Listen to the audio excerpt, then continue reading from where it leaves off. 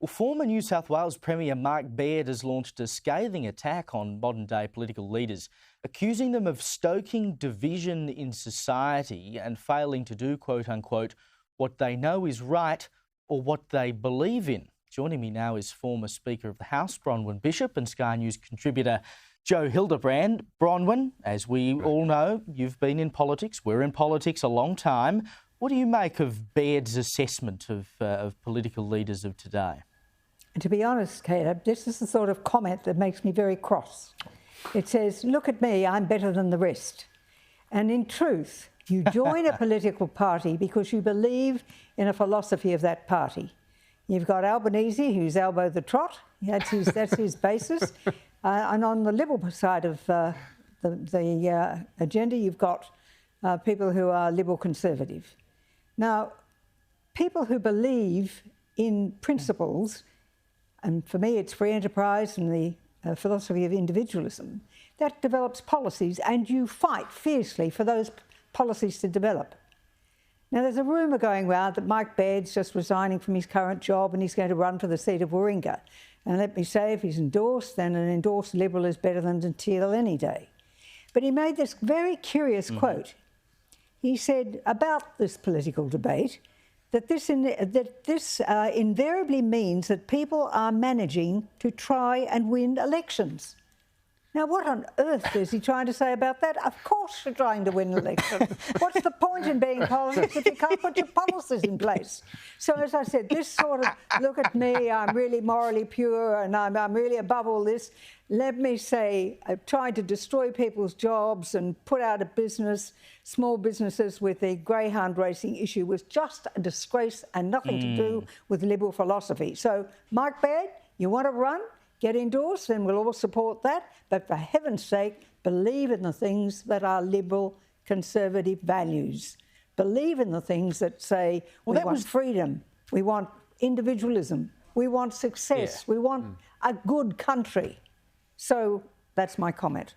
And the greyhounds was where my mind first went when he suggested this idea of, standing up for what you believe in. Now, Joe, I mean, Mike Baird may well have believed in banning greyhound racing, but we know how well that ended for him. It's one thing to say you have an open mind. It's another thing entirely to leave your mind so open that your brain falls out. You're in the game of politics. At some point, you've got to take into account what the voter and the public wants, as opposed to just what you think is the right thing to do. I mean, we elect you to do stuff for us, right?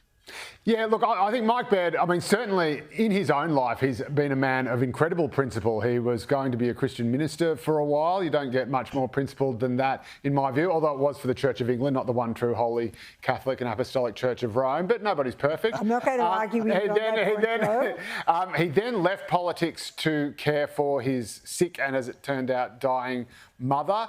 That was not something he crowed about at the time. In fact, everyone was mystified as to why he was leaving politics so early at the time. And a lot of people sort of said, oh, he's just going to earn more money in the private sector. In fact, it was the opposite of that, but he never crowed about that. So I don't think he is crowing. But yeah, like you, I did go straight to the greyhound debacle or example at least, and think the problem with these sorts of comments is that what people think is the right and honourable and decent thing to do is often two very different things depending on two very different sides of the debate. And so while to Mike Baird and to, advisors of his they were friends with, and to animal liberationists, shutting down greyhound racing or greyhound breeding would be an unquestionably good, noble, pure and honourable thing to do. But as Bronwyn said, for the people whose livelihoods come from the industry, and I think probably more important for the people who just like to go to the dogs on a Saturday or on a Wednesday night, I think it is,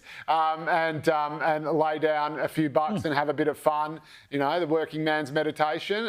It didn't seem particularly right or decent and smacked of kind of elitism. So I think, I think saying, don't cause division, don't stoke division just for the sake of winning elections, I think that's a pretty fair comment. I don't see how many people could argue with it. But again, if you're not going to win election, was it Gough Whitlam who said only the impotent are pure? If you're not going to worry about winning elections, there's not much point being in politics. Well, look, going after racing is a pretty good way to make an enemy of me, it must be said.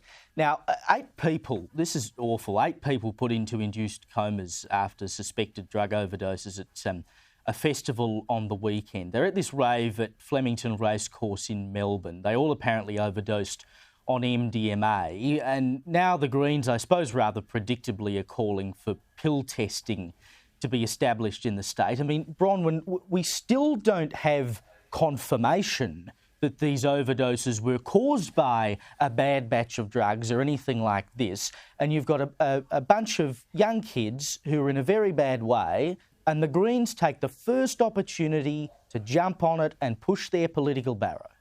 The first thing that should be said is that kids have to be warned that taking drugs can kill you, can maim you, and make you an addicted person who is living a life which is below your potential.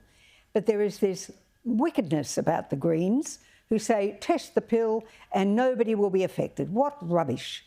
There's a whole range of drugs that are available now, including ketamine, for heaven's sake, which is something that is new into the scene. It's cheap.